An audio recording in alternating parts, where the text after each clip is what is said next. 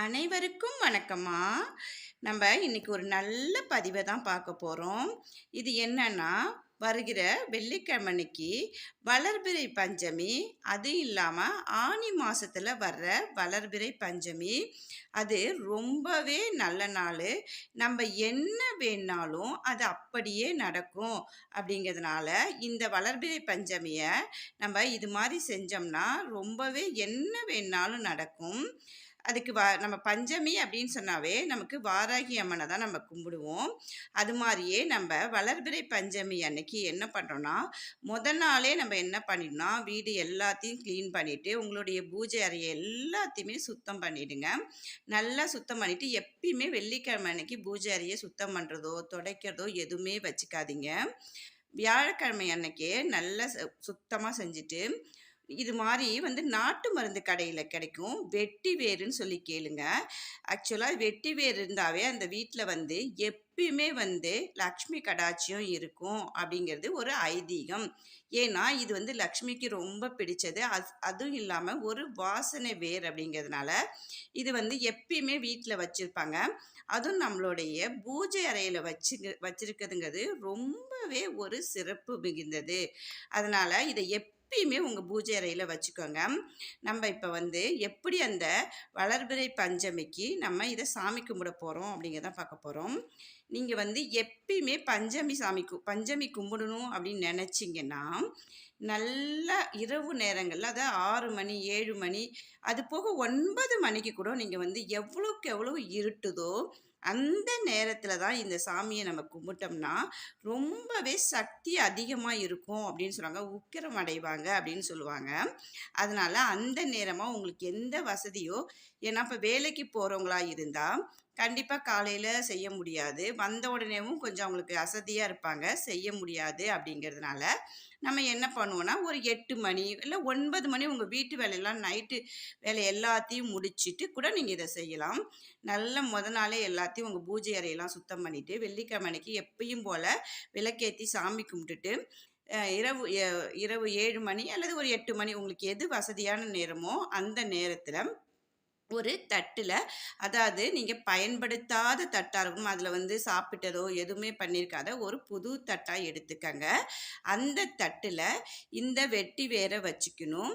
அது மேலே இந்த ரூபா நாணயம் தான் வைக்கணும், வேறு எதுவுமே வைக்கக்கூடாதுமா. அந்த ரூபா நாணயத்தை வச்சுக்கணும். உங்கள் கிட்ட வாராகி அம்மனுடைய ஃபோட்டோவோ அல்லது சிலையோ இருந்தால் அதை வச்சு வழிபடுங்க. அப்படி இல்லை அப்படின்னு சொன்னால், நான் போன பதிவுலே ஒன்று போட்டிருப்பேன். அதாவது மாவிலை இல்லைன்னா வெற்றிலை, உங்களுக்கு எது கிடைக்குதோ அது ரெண்டுத்தில் எடுத்துக்கிட்டு அந்த வெற்றிலையாவது மாவிலையாவது சுத்தமாக கழுவிட்டு மஞ்சள் பிள்ளையார் பிடிப்போம். நம்ம எல்லாருக்குமே தெரியும். அது மாதிரி மஞ்சள் பிள்ளையாரை பிடிச்சி அதில் குங்குமம் மஞ்சள் எல்லாமே வச்சு பூ வச்சு அதை முன்னாடி வச்சுக்கோங்க. முன்னாடி வச்சுட்டு அதுக்கு முன்னாடி ஒரு விளக்கேற்றி வச்சுருங்க. ஒரே ஒரு அகல் நெய் விளக்கு ஏற்றினா போதும், வேறு எதுவுமே நீங்கள் செய்ய வேணாம்.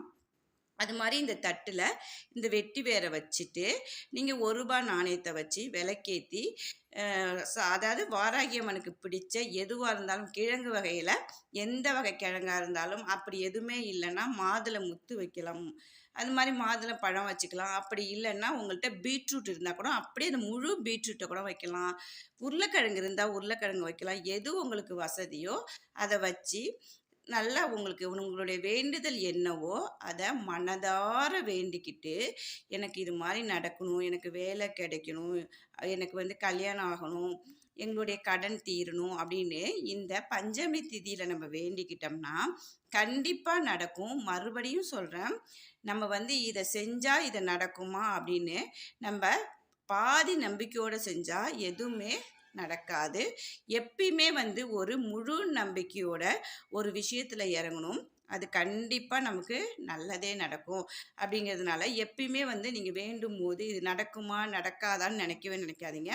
நீங்கள் வாராகி அம்மன்ட்ட வேண்டும் போது எனக்கு வேலை கிடைச்சிருச்சு, எனக்கு நல்ல சம்பளம் கிடைச்சிருச்சு, எனக்கு நல்ல கணவன் வாய்ச்சிட்டான், எனக்கு நல்லபடியாக வாழ்க்கை அமைஞ்சிருச்சு அப்படின்னு மாதிரி நீங்கள் வேண்டிக்கிட்டீங்க அப்படின்னா ரொம்பவே அப்படியே நீங்கள் என்ன வேண்டிங்களோ அதே போல் சிறப்பாகவே இருக்கும் உங்களுடைய வாழ்க்கை. இதை அன்னைக்கு சாமி கும்பிட்டுட்டு மறுநாள் என்ன பண்ணுறீங்க அப்படின்னா, இந்த வெட்டி வேரை தண்ணியில் ஊற வச்சிருங்க. ஊற வச்சுட்டு அதில் கொஞ்சம் தண்ணியை எடுத்து நீங்கள் குளிக்கிறப்ப நீங்கள் பயன்படுத்திட்டு மீதி தண்ணீரை வந்து உங்கள் வீடு ஃபுல்லாக தெளிச்சிருங்க. அது ரொம்பவே வந்து உங்களுக்கு தீய சக்தி எது இருந்தாலுமே உங்களை விட்டு போயிடும். அது மாதிரி எந்த பிரச்சனை இருந்தாலும் இந்த வெட்டிவேர் தண்ணி தெளிக்கும் போது ரொம்பவே சூப்பராக இருக்கும். இந்த காசை என்னம்மா பண்ணுறது அப்படின்னா, நீங்கள் அப்படியே சேர்த்து வச்சுட்டே இருங்க. உங்களுடைய வேண்டுதல் எப்போ நிறைவேறுதோ அப்போ உங்களுக்கு வாராகியம்மன் கோவில் ஏதாவது அருகில் இருந்தால் போங்க. அப்படி இல்லைம்மா அப்படின்னு சொன்னால் உங்களுடைய குலசாமி கோயில் எது இருந்தாலும் அங்கே போய் உண்டியலில் போட்டுருங்க. இல்லை எங்களுக்கு குலசாமி தெரியாது, குலதெய்வம் தெரியாது அப்படின்னு சொல்கிறவங்க உங்களுக்கு இஷ்ட தெய்வமான எதுக்கிட்டனாலும் வேண்டிக்கிட்டு வாராகி அம்மனை நினச்சிக்கிட்டு நீங்கள் அந்த உண்டியலில் சேர்த்துடலாம். இது மாதிரி வளர்பிறை பஞ்சமியில் இந்த வெட்டிவேரியும் இந்த ₹1 நாணயத்தையும் வச்சு நீங்கள் சாமி கும்பிட்டீங்கன்னா கண்டிப்பாக உங்களுடைய வேண்டுதல் நிறைவேறும். இதில் எந்த சந்தேகமும் வேண்டாம். எப்பவுமே ஒரு வேண்டுதல் செய்யும்போது நிறைவேறிடுச்சு, எனக்கு நடந்துருச்சு, இது நல்லதே நடந்துருச்சு அப்படின்னு நம்பிக்கையோடு செய்யணும். எப்பயுமே நம்பிக்கை தாங்க வாழ்க்கை. நம்பிக்கையோடு செஞ்சால் மட்டும்தான் நமக்கு பலன் கிடைக்கும் அப்படின்னு சொல்லிட்டு இந்த பதிவை நான் உங்களுக்கு இது மாதிரி பார்த்து பயனடைங்க. பிடிச்சிருந்தா என்னுடைய சேனலை சப்ஸ்கிரைப் பண்ணுங்கள். வாழ்க வளமுடன்.